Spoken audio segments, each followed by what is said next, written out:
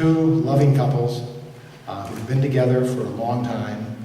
One of the couples raising two children with all of the angst that gives to all of us parents who are trying to raise teenage children, who all they wanted to do was to be able to be together, to get married, to give their children the security and the recognition that marriage provides.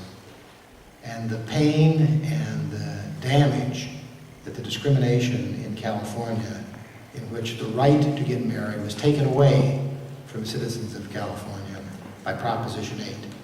Prior to Proposition 8, the California Supreme Court had held that every individual had the right to marry the person that they loved, and that it would be unconstitutional under the state constitution to limit that to heterosexual marriages.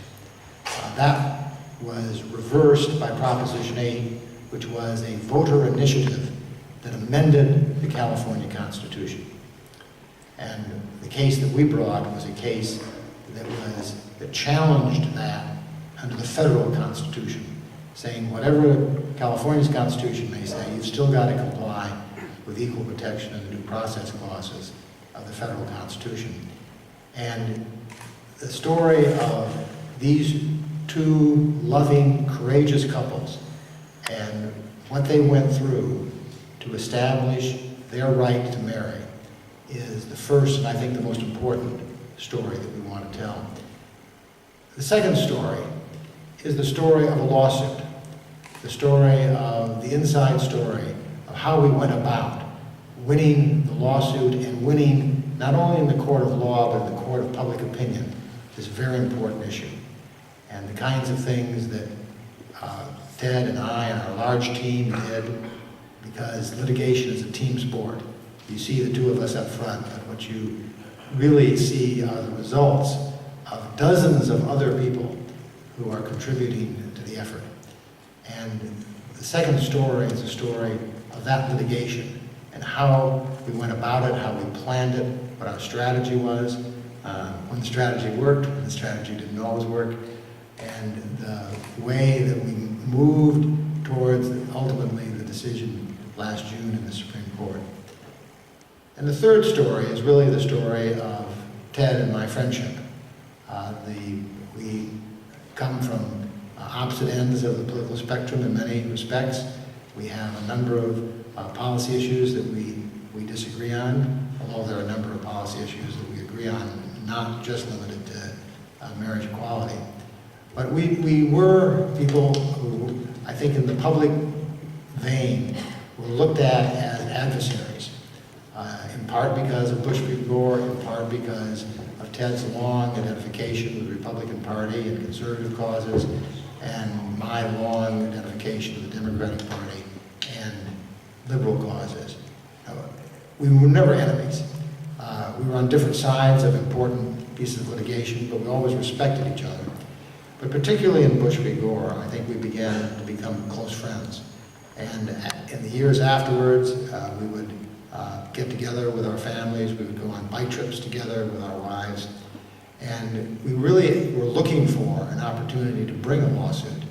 And this lawsuit happened to be not only a great opportunity to work together, but a great opportunity to work together on what I think for both of us has become the most important case and most satisfying case that we've ever done. But the way that we worked together and that friendship and how it developed and matured and was affected by our plaintiffs, by the emotion that we came to feel for those two couples. They started out as our clients, they became our friends, and ended up being our family.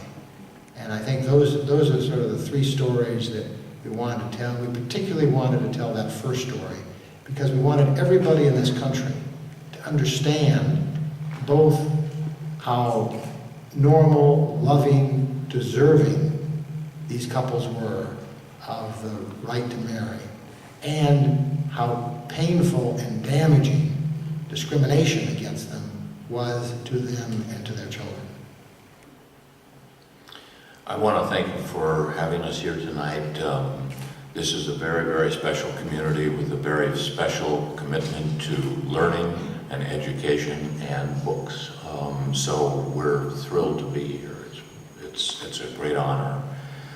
David and I both grew up in California. Our backgrounds are somewhat similar. We were both born in Illinois, and our families moved respectively to California. We went to California public schools. We went to college in California. David left and we went to law school in the Midwest and then the East. I stayed in California for law school and practiced law there for a while, but then I moved to Washington at the beginning of the Reagan administration. But we're both Californians. We felt that we were Californians, and we felt that we knew California. We thought we knew the people of California. And I was shocked, and David and I have discussed this, he was shocked as well, when in November of 2008, the citizens of California voted to take away the rights that had been granted to California citizens to marry the person that they loved, even if that was the person of the same sex. It seemed to me and to David that it was not what California was all about. California is a frontier. California is individualism to me and to David, and freedom and respect and diversity and understanding and closeness of individuals. It didn't seem like, so that's something that California would do or should do. And I'm talking about things that we've discussed since then. We didn't discuss it immediately at the time. But the damage that David talked about that's inflicted on your citizens, I think everyone here can understand when your fellow citizens engrave into your Constitution that your relationship, your loving relationship, the family that you aspire to have or have, is not equal to the relationships that your neighbors have, that your children that you're raising are not entitled to be respected in the same way because your family is different. And the ballot proposition and the arguments that were made to the voters of California centered on several things, but I'll just focus on one. The one that came out and we spent some time on during the trial was the message, protect our children. Protect our children from what? From thinking that gay and lesbian citizens are okay, that relationships that culminate in marriage between gay and lesbian individuals is not okay. Protect our children from thinking that our friends and our neighbors who happen to be gay are okay. Well, it says that your government, which is there to protect you, thinks that you're not as good, that you're less than. You're not qualified for the relationship which the Supreme Court has declared over 14 times as the most important relationship in life. It's a matter of liberty. It's a matter of privacy. It's a matter of association. It's a matter of spirituality. It's a fundamental, important right in this country. And our opponents couldn't dispute that. They were saying that it was such an important right that some of our citizens couldn't participate in it. We felt that that was terribly wrong. And it doesn't matter about liberal or conservative. It doesn't matter whether David was a Democrat and I was a Republican.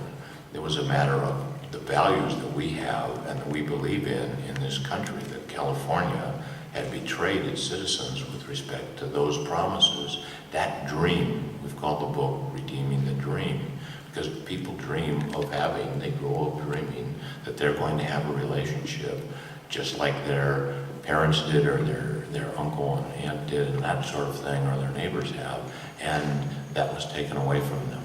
Now, a few days after Proposition 8 was passed, we'll tell this story, we do tell this story in the book.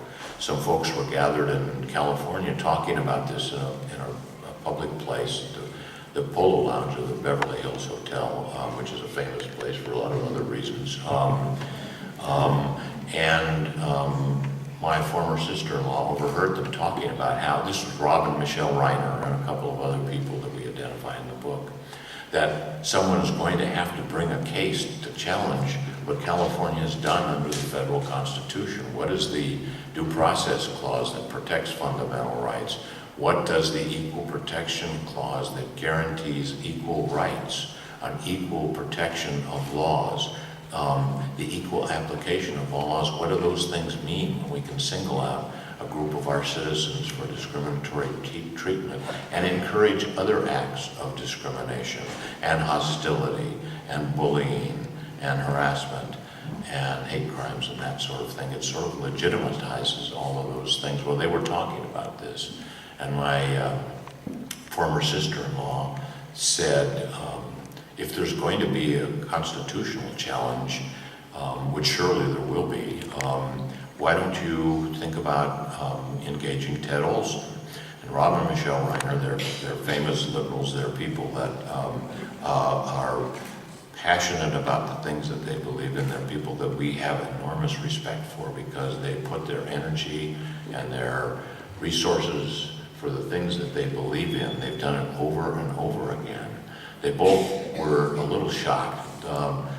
Rob was in the vice president's residence the night of the decision in Bush versus Gore, and he said, he's the devil. And Michelle Reiner said to my ex-sister-in-law, are you brain dead? But they thought about it, and to make this come to some sort of short conclusion here, they said, well, maybe so. Maybe because Ted has handled cases in the Supreme Court, he's perceived as a conservative. He could be, he's done lots of this sort of constitutional litigation. Maybe if he could be persuaded to become involved, that would send a great signal. They talked to me. I was already concerned about this, and I had already turned down. Someone had approached me about being on the other side. I did not want to be on the other side. But when they asked me about it, I embraced the idea. I said that if we can do it right, there will be someone challenging this case in court. It can go to the Supreme Court. We don't know. One never does know. I've seen many cases argued in the Supreme Court with poor preparation, with the wrong plaintiffs, with the wrong type of case, with the wrong type of legal staff, with the wrong amount of energy. And if you get in the United States Supreme Court and you don't do it right, and you lose, it's pretty permanent. Now, they change their mind, sometimes a decade later, sometimes 20 years later, but you don't know about that. You better be prepared to have done everything you possibly can if you're going to take on a case that's going to the Supreme Court. So we all agreed that this was the way we would approach it. And the next step, and my law firm enthusiastically endorsed the effort. My next step was, because I was perceived as correctly as a lawyer who had been on a lot of the conservative side, especially the Bush versus Gore case, that I thought it would be very important to have someone who is prominent and identified on the other side of the political spectrum to be an equal partner in this case. And we talked about who that might be, and the perfect solution was David Boies. David is someone that I have enormous respect for. He's, I would say, the most, without question, prominent trial lawyer in the United States. He has a stellar reputation, and if the two of us came together, I do more appellate work than trial work, and David does appellate work, but he does more trial work than appellate work. If the two of us came together with the resources of our two law firms and our skills that might complement one another from opposite sides of the political spectrum, we can do two things. We can put together as overpowering a legal case as anybody else could. We can put lots of resources on it. We can use our skills and experience to build the kind of case that we think would withstand the long process of a Supreme Court case.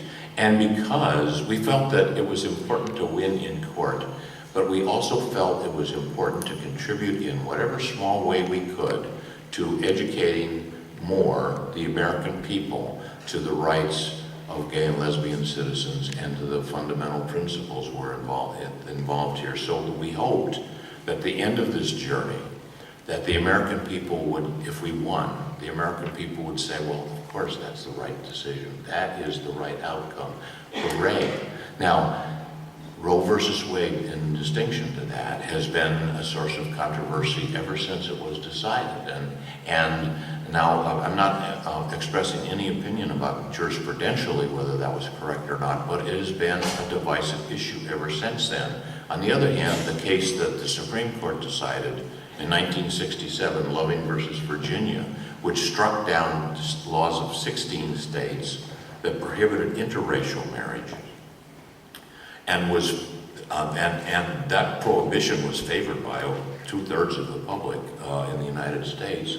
Not long after, people automatically or gradually came to accept, or rapidly came to accept, that that was the right result. Today, people are astonished that in this country we would have prohibited the president's mother and father from being married in Virginia. They would have been guilty of a felony.